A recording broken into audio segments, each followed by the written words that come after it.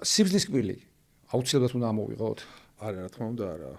მას აქვს ესეთი ორი ჩვენება. პირველი ჩვენება, როცა პაციენტს აწუხებს ტკივა, იწვევს რაღაც ჩივილს, ну ზირთადად ტკივილს ან ქრონიკულ ინფექციებს, რომელიც გამოხატულია ამ პერიოდულ გამწვავებაში ან ტკივილში, ну მაშინ ხდება გააჩნია ახლა რომელი რადგომის და არის ამოუჭრელი კბილი, სიბრძნის არის ამოჭრილი, მაგრამ ნაწილობრივ ამოჭრილი და მეორე ჩვენება არის ორთოდონტიული ჩვენება, როდესაც უკვე ორთოდონტი წყვეტს ამ კბილის ამოღების საკითხს და ჩვენ მხოლოდ უკვე ამ დანიშნულებას ვასრულებთ. ასრულებთ მის ხანდახან ხდება ჩანასახშიც ფოლიკულაში ამ კბილის ამოღება და აქაც უკვე აი ესეთ ორთოდონტთან კომუნიკაციით ხდება ამ საკითხის გადაწყვეტა.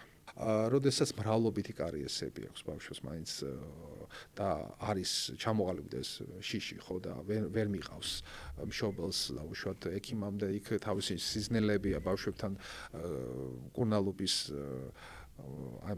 მრავლობითი კბილების მრავლობითი დაზიანების შემთხვევაში და შესაძლებელია დაუშვათ ზოგადი გაუტკივარების ქვეშ მოხდეს სრულიად პირიზრუს სანაცია. ეს არის პროცედურა, რომელიც ტარდება ზოგადი გაუტკივარების ქვეშ და სრულიად ხდება ყველა კბილის იქ მკურნალობა, დაბჟენა ან თუ საჭირო ამოღება ერთი დაუშვათ ზოგადი გაუტკივარების ქვეშ. ესეც ტარდება ციციშვილის ბავშვთა კლინიკაში.